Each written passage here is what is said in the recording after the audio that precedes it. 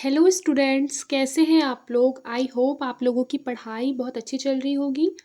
चलिए आइए हम लोग आगे के क्वेश्चन सॉल्व कर लेते हैं। हमारी क्लासेस कल बीच में ही रुक गई थी, तो आज फिर से शुरू करते हैं। देखिए, भारतीय परिषद अधिनियम 1909, जिसे कि पार्लियामेंट सुधार के रूप में भी जाना जाता है, ने भारतीय शासन में निम्नलिखित में से कौन सा परिवर्तन पेश किया है? तो इसका करेक्ट आंसर हो जाएगा ऑप्शन नंबर ए, मुसलमानों के लिए अलग निर्वाचन क्षेत्र। ठीक है, याद रखिएगा कि पार्लियामेंटो सुधार जो हुआ था 1909 में, उसके द्वारा मुसलमानों के लिए अलग निर्वाचन क्षेत्र पेश किया गया था। ठीक है, फिर अगला क्वेश्चन की ओर चलते हैं। देखिए, अंग्रेजों द्वारा अगस्त प्रस्ताव का उद्देश्य क्या है? अगस्त प्रस्ताव का उद्देश्य, तो देखिए, ऑप्शन नंबर ए, सीमित राजनीतिक रियायतें देकर द्वितीय विश्व युद्ध में ब्रिटिश प्रयासों के लिए भारतीय समर्थन प्राप्त करना। ये हमारा अगस्त प्रस्ताव 1940 का क्या था? उद्देश्य था। ठीक है, फिर देखिए, भारत सरकार अधिनियम 1919 के बारे में बात हो रही है।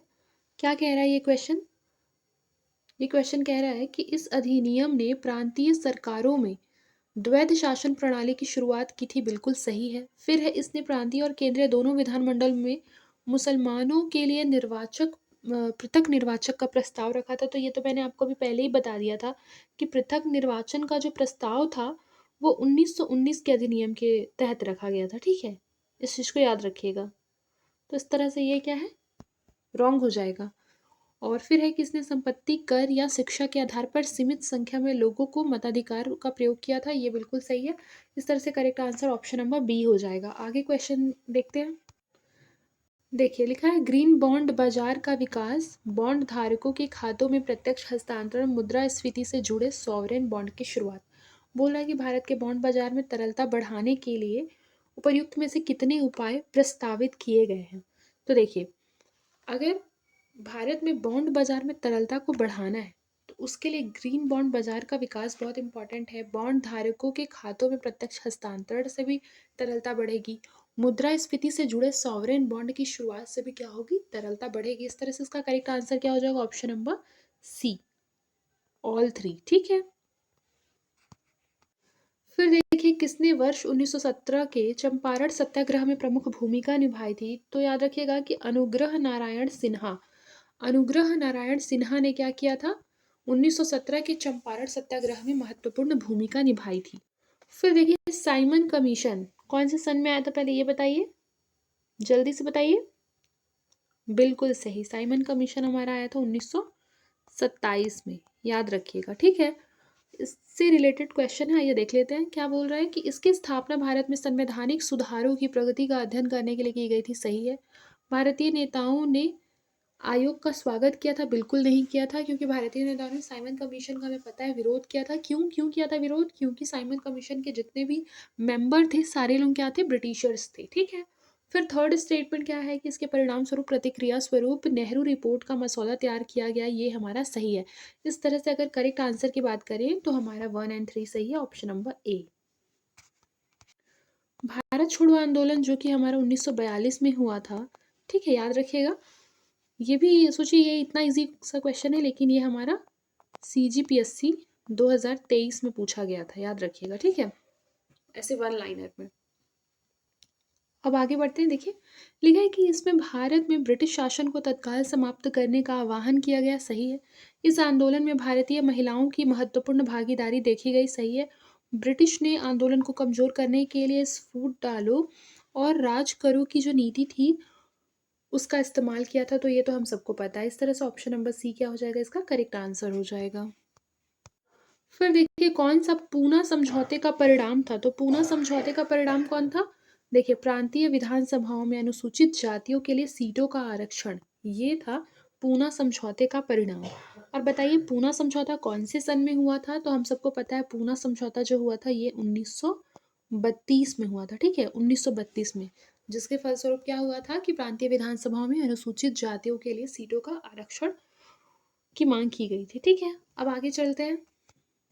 देखिए, क्रिप्स मिशन के बारे में एक क्वेश्चन है, और सबसे पहले ये बताइए तो क्रिप्स मिशन जो है वो कौन से सन में आया था? बिल्कुल सही, 1942 में भारत छोड़ो आंदोलन के बाद आया था। ये भी याद रखिएगा। ठीक है, अब आगे देखिए, क्रिप्स मिशन क्या कह रहा है? ये कह रहा है कि इसे ब्रिटिश सरकार द्वारा द्वितीय विश्व युद्ध में भारतीय सहयोग प्राप्त करने के लिए भेजा गया था। ये सही है। फिर इसने युद्ध के बाद भारत को डोमिनियन स्टेट्स का दर्जा देने का प्रस्ताव दिया गया था। हाँ, बिल्कुल सही, ये भी सही है। फिर भारतीय राष्ट्रीय कांग्रेस ने क्रिप्स मिशन का प्रस्ताव स्वीकार कर लिया, तो ये गलत है। देखिए, सबसे पहली बात तो भारतीय राष्ट्रीय कांग्रेस जो थे उन्होंने क्रिप्स मिशन का प्रस्ताव स्वीकार कर लिया, ऐसा नहीं था, क्योंकि भारतीय राष्ट्रीय कांग्रेस जो थी वो क्रिप्स मिशन के प्रस्ताव को स्वीकार नहीं की थी, ठीक है। बल्कि उन्होंने क्या किया था, स्वदेशी संस्थाओं के ऊपर बिलीव किया था, ठीक है। तो इस तरह से क्या हो जाएगा हमारा ये वाला, ये रॉन्ग हो जाएगा, ठीक है। तो करेक्ट आंसर हमारा निकल कर आ जाएगा ऑप्शन नंबर ए। फिर हंटर आयोग जो कि 1882 में आया था, उससे रिलेटेड एक क्वेश्चन है, आइए देख लेते हैं क्या कह रहा है। हंटर आयोग, इसने बोला कि इसका मुख्य उद्देश्य भारत में शैक्षिक नीतियों की समीक्षा करना था। सही है। इसने प्राथमिक शिक्षा में भारतीय स्थानीय भाषाओं की भूमिका को बढ़ाने की सिफारिश की थी कि जो स्थानीय भाषा है उसमें क्या होना चाहिए, प्राथमिक शिक्षा हमारी स्थानीय भाषाओं में ही होनी चाहिए, ऐसा हंटर आयोग बोला था 1882 में। फिर है कि इसने मिशनरी स्कूलों को अनुदान दिए जाने का विरोध किया। क्या किया है इसने, मिशनरी स्कूलों को अनुदान दिए जाने का विरोध किया, ठीक है। तो ये हमारा सही नहीं है, क्योंकि संस्थाओं के लिए वित्तीय सहायता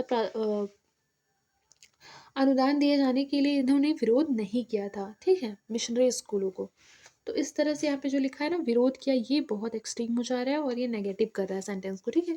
ये हमारा रॉन्ग हो जाएगा और करेक्ट आंसर हमारा निकल कर आएगा ऑप्शन नंबर ए 1 एंड 2।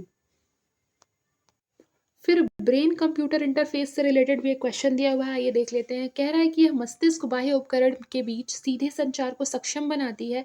इसका उपयोग रोगों के उपचार एवं मानव संज्ञानात्मक प्रदर्शन में सुधार करने में किया जा सकता है। इस तरह से करेक्ट आंसर क्या हो जाएगा, option number C. Option number C इसका करेक्ट आंसर हो जाएगा, क्योंकि दोनों ही स्टेटमेंट क्या है, बिल्कुल सही है, ठीक है। आगे बढ़ते हैं अब। फिर देखिए कार्टोसेट, कार्टोसेट 2 उपग्रह श्रृंखला के संदर्भ में निम्नलिखित में से कौन से अनुप्रयोग संभव है ना। कार्टोसेट 2 उपग्रह, आइए देख लेते हैं स्टेटमेंट्स पे। आपदा प्रबंधन, भूमि उपयोग मानचित्रण, सीमा निगरानी, ये तीनों ही करेक्ट है, तो इसलिए डी हो जाएगा इसका आंसर, ठीक है। आगे बढ़ते हैं। खिलाफत आंदोलन से रिलेटेड एक क्वेश्चन दिया हुआ है। सबसे पहले तो खिलाफत आंदोलन कब हुआ था, ये आपको याद रखना है। तो ये खिलाफत आंदोलन जो है ये 1919 से लेकर 1924 तक चला था, ठीक है। फिर इसका उद्देश्य प्रथम विश्व युद्ध के बाद ओटोमन खलीफा का समर्थन करना था, ठीक है, तो बिल्कुल सही है। फिर इस आंदोलन को महात्मा गांधी का समर्थन प्राप्त था। याद रखिएगा कि जो खिलाफत आंदोलन है ना, उसको महात्मा गांधी जी का समर्थन प्राप्त था, ये बिल्कुल सही है। फिर है इसमें मुख्य रूप से उत्तरी भारत में मुस्लिम नेतृत्वकर्ता शामिल थे, ये भी हमारा सही है। सर से करेक्ट आंसर हमारा ऑप्शन नंबर बी हो जाएगा। निम्नलिखित में से किसने 1923 में स्वराज पार्टी की स्थापना में महत्वपूर्ण भूमिका निभाई है। तो देखिए, स्वराज पार्टी की स्थापना में महत्वपूर्ण भूमिका CR दास एवं मोतीलाल नेहरू ने निभाई है, ये हमारा सही आंसर हो जाएगा। और याद रखिएगा कि स्वराज पार्टी की जो स्थापना है कौन से सन में हुई थी, तो 1923 में हुई थी, CR दास और मोतीलाल नेहरू की अध्यक्षता में, ठीक है। फिर अगला क्वेश्चन देखते हैं कि कौन गांधी इरविन समझौते का परिणाम था। तो गांधी इरविन समझौते का क्या परिणाम आया था, बिल्कुल सही, राजनीतिक कैदियों की रिहाई के लिए गांधी इरविन समझौता किया गया था, जिसका परिणाम था कि राजनीतिक कैदियों की क्या की जाए, रिहाई की जाए, बिल्कुल सही। इसरो द्वारा प्रक्षेपित इनसैट 3DS उपग्रह का प्राथमिक महत्व क्या है।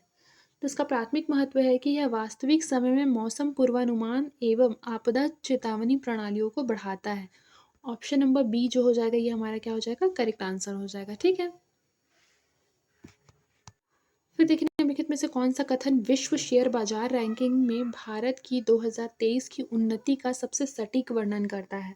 तो देखिए, ये प्रत्यक्ष विदेशी निवेश में वृद्धि भी करता है, स्टार्टअप इकोसिस्टम का विस्तार भी करता है, कारोबार में सुगमता में सकारात्मक सुधार भी करता है। इस तरह से ऑप्शन नंबर डी क्या हो जाएगा, इसका करेक्ट आंसर हो जाएगा। फिर देखिए कौन सी भारत सरकार अधिनियम 1935 की विशेषता थी? तो भारत सरकार अधिनियम 1935 की क्या विशेषता थी? कि प्रांतीय स्वायत्तता का परिचय। प्रांतीय स्वायत्तता का परिचय जो है वो भारत सरकार अधिनियम 1935 का क्या थी? प्रमुख विशेषता थी। इसके अतिरिक्त अगर विशेषताओं की बात करें जो कि भारत सरकार अधिनियम 1935 में थी, तो याद रखिएगा कि प्रांतीय स्वायत्तता एवं संघीय संरचना का भी इसमें प्रस्ताव रखा गया था। फिर पृथक निर्वाचन क्षेत्र का भी प्रस्ताव रखा गया था। संविधान का आधार हमारा भारत सरकार अधिनियम 1935 है, आपको पता होगा। फिर देखिए भारतीय राष्ट्रीय सेना INA के विषय में एक क्वेश्चन दिया हुआ है, ये देख लेते हैं। क्या कह रहा है कि इसका गठन जो है प्रारंभ में मोहन सिंह के नेतृत्व में हुआ था। सही है। सुभाष चंद्र बोस ने वर्ष 1943 में INA का पुनर्गठन करना। फिर उसके बाद है INA का प्राथमिक लक्ष्य द्वितीय विश्व युद्ध के दौरान धुरी शक्तियों के साथ गठबंधन करके भारत की स्वतंत्रता को सुनिश्चित करना था। ये भी हमारा सही है। इस तरह से ऑप्शन नंबर सी क्या हो जाएगा? हमारा करेक्ट आंसर हो जाएगा। फिर देखिए किस राजनीतिक नेता ने 1946 के नौसेना विद्रोह की सार्वजनिक रूप से आलोचना की तथा संयम बरतने का आग्रह किया? तो इसका करेक्ट आंसर हो जाएगा महात्मा गांधी ने। फिर 1946 में भारत के कैबिनेट मिशन का जो प्राथमिक उद्देश्य था वो क्या था? तो कैबिनेट मिशन का जो प्राथमिक उद्देश्य था वो था भारत के संविधान का निर्माण के लिए एक योजना प्रस्तावित करना। Option number B. फिर देखिए भारतीय स्वतंत्रता अधिनियम 1947 से रिलेटेड एक क्वेश्चन दिया हुआ है। क्या कह रहा है कि इस अधिनियम में दो स्वतंत्र डोमिनियन भारत और पाकिस्तान के गठन का प्रावधान किया गया। फिर है इसमें दोनों राज्यों की संविधान सभाओं को अपने अपने संविधान निर्माण का अधिकार दिया गया। ठीक है। फिर क्या इस अधिनियम के तहत लॉर्ड माउंटबेटन को भारत और पाकिस्तान का प्रथम गवर्नर जनरल नियुक्त किया गया था? तो ये गलत है, याद रखिएगा। ये गलत है क्योंकि मोहम्मद अली जिन्ना पाकिस्तान के पहले गवर्नर जनरल बने थे, याद रखिएगा। और लॉर्ड माउंटबेटन तो भारत स्वतंत्र भारत के पहले गवर्नर जनरल थे, लॉर्ड माउंटबेटन। और पाकिस्तान के थे मोहम्मद अली जिन्ना। तो ये रॉन्ग हो जा रहा है। इस तरह से अगर हम इसको एलिमिनेट कर देंगे तो करेक्ट आंसर तो ऑलरेडी हमारा निकल कर आ गया, ऑप्शन नंबर ए।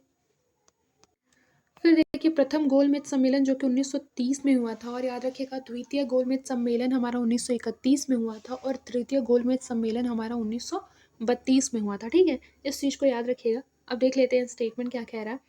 स्टेटमेंट कह रहा है कि यह भारत में संवैधानिक सुधारों पर चर्चा करने के लिए वर्ष 1930 में लंदन में बुलाई गई थी। याद रखिएगा प्रथम गोलमेज सम्मेलन कहाँ बुलाई गई थी? लंदन में। ये सही है। फिर दूसरा क्या है कि इसमें भारतीय राष्ट्रीय कांग्रेस, मुस्लिम लीग और रियासतों के प्रतिनिधियों ने भाग लिया था। सबसे पहली बात तो ये याद रखिएगा कि देखिए प्रथम गोलमेज सम्मेलन में ना राष्ट्रीय कांग्रेस ने भाग नहीं लिया था, याद रखिएगा। द्वितीय गोलमेज सम्मेलन में ही कांग्रेस ने भाग लिया था और प्रथम गोलमेज सम्मेलन में नहीं लिया था। तो अगर हम दो को एलिमिनेट कर देंगे तो हमारा correct answer option number B निकल कर आएगा।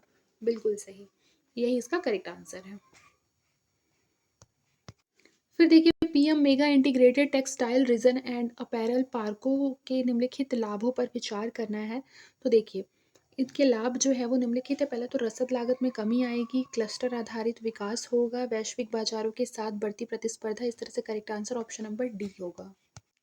फिर देखिए कृत्रिम बुद्धिमत्ता यानी कि AI के संदर्भ में निम्नलिखित में से कौन से अनुप्रयोग संभव है? संभावना की बात हो रही है तो जनरली संभावना की बात होती है तो हमारा जो करेक्ट आंसर होता है वो ऑल होता है। क्योंकि देखिए संभावना तो ये भी हो सकता है, वो भी हो सकता है, मतलब संभावना कुछ भी हो सकती है ना। एक तरह से बोला जाए तो मैक्सिमम चीज़ की संभावना तो है ही। तो जहाँ पे संभावना की बात होगी उसमें आप सारे ही ऑप्शन को टिक करेंगे, मतलब ऑल लगाएंगे अगर ऑल है तो। जैसे रोगों का शीघ्र पता लगाना AI के द्वारा हो सकता है ना।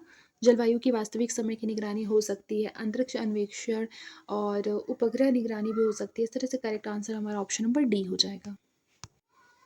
बिल विवाद कब हुआ था? तो ये डेट तो बहुत इंपॉर्टेंट है, याद रखिएगा ईयर कि 1883 में हमारा इल्बर्ट बिल विवाद हुआ था।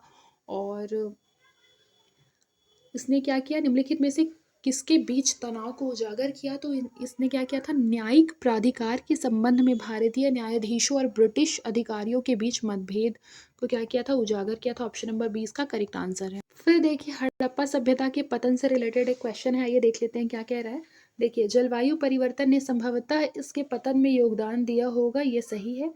और साक्ष्यों के अनुसार आर्यों के आक्रमण ने इसके विनाश में महत्वपूर्ण भूमिका निभाई है, तो ये हमारा रॉन्ग है। ये तो मतलब पढ़ के भी ऐसे रॉन्ग लग रहा है, और कॉमन सेंस अगर थोड़ा-सा भी लगाएँगे तो ये रॉन्ग हो जाएगा, क्योंकि ये चीज़ बोला ज़रूर गया था लेकिन इस सिद्धांत को खारिज कर दिया गया है, ठीक है?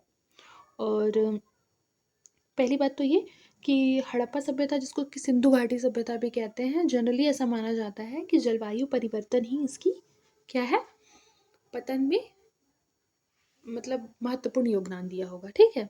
तो इस तरह से करेक्ट आंसर हमारा ऑप्शन नंबर ए हो जाएगा। फिर बौद्ध संगीतियों से रिलेटेड क्वेश्चन है जो कि काफ़ी इंपॉर्टेंट है, इसको इंपॉर्टेंट मार्क कर लीजिए। बौद्ध संगीति दी हुई है और संरक्षक शासक दिए हुए हैं। आइए देख लेते हैं। सबसे पहले देखिए, बौद्ध संगीति में प्रथम संगीति जो है वो अजातशत्रु के काल में हुआ था, बिल्कुल सही है। द्वितीय संगीति जो हुआ था वो काला अशोक के काल में हुआ था, और तीसरी जो है वो कनिष्क के काल में हुई थी। सॉरी, तीसरी नहीं, चतुर्थ, हाँ चतुर्थ कनिष्क के काल में हुई थी, ये बिल्कुल सही है लास्ट वाला। और जो यहाँ पे तृतीय छूट गया है ना, तृतीय, तृतीय याद रखिएगा, ये हमारा अशोक के काल में हुई थी। किसके? अशोक के। तो ये हमारा हो जाएगा, इस तरह से correct answer option number D हो जाएगा। फिर देखिए, संगम युग से रिलेटेड एक क्वेश्चन दिया हुआ है। क्या दिया हुआ है कि संगम साहित्य प्रारंभिक दक्षिण भारत के सामाजिक आर्थिक जीवन के बारे में बहुमूल्य जानकारी प्रदान करता है। सही। संगम काल रोमन साम्राज्य के साथ व्यापक बाह्य व्यापार के लिए जाना जाता है, ये भी हमारा सही है। इस तरह से correct answer option number C हो जाएगा। फिर देखिए, ऋग वैदिक देवताओं एवं उनकी विशेषताओं के संदर्भ में एक क्वेश्चन दिया हुआ है। आइए देखिए क्या कह रहा है वो क्वेश्चन। देखिए, एक तरफ पे ईश्वर दिया हुआ है और उनके गुण दिए हुए हैं। ऋग वैदिक देवता है ये, ठीक है। इंद्र, इंद्र सबसे पहले उनका गुण है कि वर्षा और बिजली के देवता माने जाते हैं। और अग्नि, अग्नि क्या है बताइए? अग्नि के देवता माने जाते हैं। वरुण जल और ब्रह्मांडीय व्यवस्था के देवता माने जाते हैं। तो करेक्ट आंसर क्या हो जाएगा? ऑप्शन नंबर सी, सभी सही है। फिर देखिए, उत्तर वैदिक काल के संदर्भ में निम्नलिखित कथनों पर विचार कीजिए। आइए देखते हैं क्या कह रहा है। समाज ने पशुपालन से कृषि को प्राथमिक व्यवसाय के रूप में अपना लिया, ये सही है। फिर इस काल में कृषि उपकरण बनाने के लिए लोहे का व्यापक रूप से उपयोग किया जाता था, ये भी सही है। इस तरह से ऑप्शन नंबर सी क्या हो जाएगा? ये इसका करेक्ट आंसर हो जाएगा। गुप्त प्रशासन के संदर्भ में एक क्वेश्चन दिया हुआ है, आइए देख लेते हैं क्या कह रहा है ये। गुप्त राजा चंद्रगुप्त प्रथम ने महाराजाधिराज की उपाधि धारण की थी, ये सही है। ब्राह्मणों और धार्मिक संस्थाओं को दी गई भूमि अनुदान जो है वो कर मुक्त थी, ये भी हमारा सही है। इस तरह से जो करेक्ट आंसर हो जाएगा हमारा, वो हमारा क्या हो जाएगा? Option number C. फिर देखिए, हड़प्पा सभ्यता के बारे में क्या क्वेश्चन दिया हुआ है। बोल रहा है कि हड़प्पा की मुहरें टेराकोटा से बनी थी और उन पर ब्राह्मी लिपि के चित्र क्या थे? अंकित थे। तो याद रखिएगा कि ये जो हड़प्पा की मुहरें थे, ये बेसिकली एक नरम पत्थर से बननी होती थी जिसे कि स्टिटाइट कहते थे, और ये टेराकोटा से नहीं बनी थी, याद रखिएगा। तो ये तो हमारा रॉन्ग हो गया। और अधिकांश मोहरों पर गेंडा थे, बैल थे और बाघ सहित क्या थे? जानवरों को दर्शाया गया था, ये सही है। इस तरह से करेक्ट आंसर बी हो जाएगा। फिर देखिए, मैग्लेव प्रौद्योगिकी की भूमिका का सबसे सटीक वर्णन क्या करता है? तो मैग्लेव प्रौद्योगिकी कम घर्षण एवं उच्च गति परिवहन, मैग्लेव प्रौद्योगिकी, जिसका यूज़ करके चाइना में अभी सबसे high speed train maglev train बनाया गया ना, मैग्लेव ट्रेन, ठीक है। याद रखिए, इस ट्रेन की जो स्पीड है ना वो 450 किलोमीटर पर आवर की गति से ये ट्रेन चलती है, चाइना की ट्रेन है, ठीक है। ये एडिशनल नॉलेज के लिए याद रखिए। फिर चोल वंश के बारे में एक क्वेश्चन दिया हुआ है। क्या कह रहा है ये क्वेश्चन? एक बार देखिए। देखिए, कह रहा है कि चोलों ने मंदिरों के निर्माण के लिए भूमि राजस्व का उपयोग किया, सही है। ग्राम सभाएं स्थानीय प्रशासन सिंचाई गतिविधियों के प्रबंधन के लिए उत्तरदायी थी, ये भी सही है। इस तरह से करेक्ट आंसर हमारा ऑप्शन नंबर सी हो जाएगा। फिर देखिए, त्रिपक्षीय संघर्ष के विषय में एक क्वेश्चन दिया हुआ है कि इसमें पाल, राष्ट्रकूट एवं प्रतिहार शामिल थे, ये भी हमारा सही है। फिर दिया है कि यह संघर्ष मुख्यतः एक महत्वपूर्ण वाणिज्यिक केंद्र कन्नौज पर नियंत्रण के लिए था, ये भी हमारा सही है। इस तरह से जो हमारा करेक्ट आंसर हो जाएगा ये हमारा ऑप्शन नंबर सी हो जाएगा, ठीक है। मुगल साम्राज्य के बारे में एक क्वेश्चन दिया हुआ है जिसमें बोल रहा है कि मुगलों ने ज्येष्ठाधिकार के नियम का पालन किया, लेकिन पहली बात तो ये, मुगलों ने ज्येष्ठाधिकार के नियम का पालन नहीं किया था, तो ये हमारा रॉन्ग हो जाएगा। फिर अब बाबर ने 1526 ईस्वी में पानीपत के प्रथम युद्ध में इब्राहिम लोदी को पराजित किया, जिससे मुगल साम्राज्य की स्थापना हुई, ये हमारा सही हो जाएगा, ठीक है। इस तरह से करेक्ट आंसर क्या हो जाएगा? Option number B. फिर देखिए, अलाउद्दीन खिलजी के बाजार सुधारों के विषय में एक क्वेश्चन दिया गया है। क्या दिया गया है कि अलाउद्दीन खिलजी ने आवश्यक वस्तुओं की कीमतों को नियंत्रित करने के लिए सख्त बाजार नियंत्रण उपाय लागू किया। तो ये हमारा सही हो जाएगा। फिर क्या दिया हुआ है कि उनके सुधारों का जो मुख्य उद्देश्य है वो आम लोगों के जीवन में सुधार लाना था। तो ये गलत है। इनका मुख्य उद्देश्य आम लोगों के जीवन को सुदृढ़ बनाना नहीं था, बल्कि मुख्य उद्देश्य क्या था कि मुद्रास्फीति पैदा किए बिना ही ये बड़ी स्थायी सेना के लिए भोजन और प्रावधानों को सुनिश्चित करना चाहते थे। ठीक है, इसलिए वो क्या करते थे, बाजार सुधार करते थे। तो ये हमारा सही हो जाएगा। ठीक है, सॉरी, ये हमारा सही है, ये हमारा सही नहीं है। इस तरह से correct answer option number A हो जाएगा। फिर भक्ति आंदोलन के संबंध में एक क्वेश्चन दिया हुआ है। क्या कह रहा है कि भक्ति आंदोलन ने कर्मकांड आधारित पूजा, जातिगत भेदभाव की अपेक्षा देवता के प्रति व्यक्तिगत भक्ति पर बल दिया। ये सही है। फिर कबीर और गुरु नानक जैसे संतों ने धार्मिक सहिष्णुता के विचारों को बढ़ावा दिया एवं सामाजिक विभाजन की आलोचना की गई। ये भी हमारा सही है। फिर भक्ति आंदोलन मुख्यतः मेनली, जहाँ मेनली आ जाएगा ना वहाँ आपको थोड़ा चौकन्ना होना है। ठीक है, मेनली उत्तर भारत क्षेत्रों तक ही सीमित था, तो ऐसा तो नहीं है। भक्ति आंदोलन की शुरुआत ही दक्कन के क्षेत्रों से हुई है। तो ये तो हमारा रॉन्ग हो गया। Correct answer option number A हो जाएगा। फिर देखिए, अकबर के प्रशासन के विषय में क्वेश्चन दिया हुआ है। क्या कह रहा है कि अकबर ने मनसबदारी प्रणाली की शुरुआत की थी, जिसमें कि अधिकारियों को उनकी सैन्य उत्तरदायित्व के आधार पर रैंक प्रदान की जाती थी। सही है, अकबर द्वारा लागू की गई राजस्व प्रणाली को जब्ती कहा जाता था, जिसमें कि भूमि की माप और उत्पादकता के आधार पर भू राजस्व तय किया जाता था। ठीक है, ये दोनों ही क्या है, बिल्कुल करेक्ट ऑप्शन है। ठीक है, इस तरह से करेक्ट आंसर हमारा ऑप्शन नंबर सी हो जाएगा। इक्ता प्रणाली के संदर्भ में एक क्वेश्चन देखिए, क्या दिया गया है कि इक्ता प्रणाली भूमि राजस्व प्रशासन का एक रूप था, जिसका प्रयोग मुख्यतः दिल्ली सल्तनत में किया जाता था। मुक्तियों से अपेक्षा की जाती थी कि वे कानून और व्यवस्था बनाए रखे, सुल्तान को सैन्य सहायता प्रदान करें। ठीक है, ये भी हमारा सही हो जाएगा। फिर क्या दिया हुआ है, फिर दिया हुआ है कि परिवारों में इक्ता आंदोलन को उत्तराधिकार के रूप में प्रदान किया जाता था। तो ये हमारा रॉन्ग है। सबसे पहली बात तो जो इक्ता अनुदान होते थे ना, वो वंशानुगत नहीं होते थे, और जब वो वंशानुगत नहीं होते थे तो स्थानीय शक्ति संचय को रोकने एवं निष्ठा सुनिश्चित करने के लिए वे सुल्तान द्वारा नियमित स्थानांतरण के अधीन थे। याद रखिएगा। ठीक है, तो ये हमारा क्या हो जाएगा, रॉन्ग हो जाएगा, और correct answer option number A हो जाएगा। फिर देखिए, शिवाजी के अधीन मराठों के विषय में क्या क्वेश्चन है कि शिवाजी ने अष्टप्रधान नामक मंत्री परिषद पर आधारित एक कुशल प्रशासनिक व्यवस्था स्थापित की थी। सही है, शिवाजी के सैन्य सुधारों में एक स्थायी सेना और एक नौसैनिक बेड़े का निर्माण शामिल था। ये भी सही है। इस तरह से correct answer option number C है। शेर शाह सूरी के विषय में क्या है, क्वेश्चन है, देखते हैं। लिखा है कि उन्होंने भारत में एक समान मुद्रा प्रणाली की शुरुआत की थी और राजस्व प्रशासन में भी सुधार किया था। ये सही है। फिर लिखा है, वह ग्रैंड ट्रंक रोड के निर्माण के लिए जिम्मेवार थे, जो बंगाल को उनके साम्राज्य के उत्तर पश्चिमी क्षेत्रों से जोड़ता था। ये भी सही है। शेर शाह सूरी के शासनकाल में भारत में मनसबदारी की प्रथा क्या हुई, शुरू हुई। तो ये गलत है, क्योंकि हमें पता है कि मनसबदारी प्रणाली की जो शुरुआत है वो सम्राट अकबर के काल में हुई थी। तो हमारा थर्ड एलिमिनेट करते ही हमारा करेक्ट आंसर निकल कर आ जाता है ऑप्शन नंबर ए। फिर देखिए, ई इंक के बारे में क्वेश्चन है। आइए देखते हैं क्या कह रहा है। इसका उपयोग डिजिटल रीडिंग उपकरणों में किया जाता है। बिल्कुल सही। यह डिस्प्ले स्पष्टता के लिए बैकलाइट तकनीक पर निर्भर करता है। तो ये गलत है, ये बैकलाइट तकनीक का उपयोग नहीं करते हैं। इसके स्थान पर वे समान कागज के समान परिवेशी प्रकाश को परावर्तित करते हैं। यह उन्हें उज्ज्वल परिस्थितियों में पढ़ने के लिए क्या करता है, उपयुक्त बनाता है। ठीक है, लेकिन बाहरी प्रकाश स्रोत के बिना कम रोशनी में थोड़ा पढ़ना क्या होता है, चुनौतीपूर्ण होता है। तो ये क्या हो जाएगा, रॉन्ग हो जाएगा। फिर एलसीडी ओएलईडी डिस्प्ले की तुलना में अत्यधिक विद्युत की खपत करता है। तो ये रॉन्ग हो जाएगा। ये विद्युत की खपत क्या करता है, कम करता है। तो हमारा correct answer option number A हो जाएगा। फिर देखिए, ट्रिपल डिप ला नीना के विषय में क्वेश्चन दिया हुआ है। आइए देख लेते हैं क्या क्वेश्चन कह रहा है। देखिए, सबसे पहले क्वेश्चन में बोल रहा है कि यह मध्य एवं पूर्वी प्रशांत महासागर की समुद्री सतह के तापमान को लंबे समय तक ठंडा रखने को संदर्भित करता है। सही है। इसका प्रभाव भारतीय मानसून पर प्रत्यक्ष रूप से पड़ता है। सही है। इसमें प्रायद्वीपीय क्षेत्र में वायु गुणवत्ता में सुधार हुआ है। वर्ष 2022-23 के शीत ऋतु में उत्तर भारत में प्रदूषण में वृद्धि हुई है। तो ये क्या हो जाएगा हमारा, रॉन्ग हो जाएगा, ठीक है। क्योंकि याद रखिएगा कि प्रायद्वीपीय भारत में प्रदूषण के स्तर में क्या हुई है, वृद्धि हुई है, ना कि उत्तर भारत में, ठीक है। इस चीज को याद रखिएगा। और उत्तर भारत में क्या हुआ है, वायु के गुणवत्ता क्षेत्र में सुधार हुआ है, ठीक है। इस तरह से करेक्ट आंसर अगर देखें तो ये रॉन्ग हो गया और correct answer option number A हो जाएगा।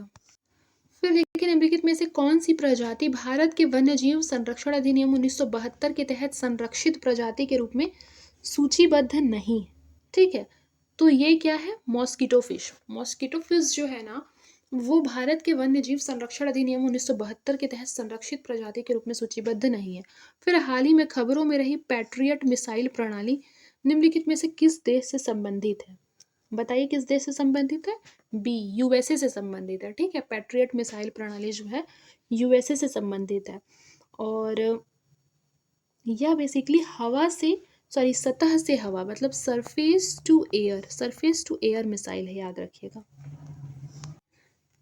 आईएनएस संध्यांक, ये हमारा आज का लास्ट क्वेश्चन है। बाकी के क्वेश्चन अगली क्लास में करेंगे, तब तक के लिए आप ये वाला क्वेश्चन देखिए, ठीक है।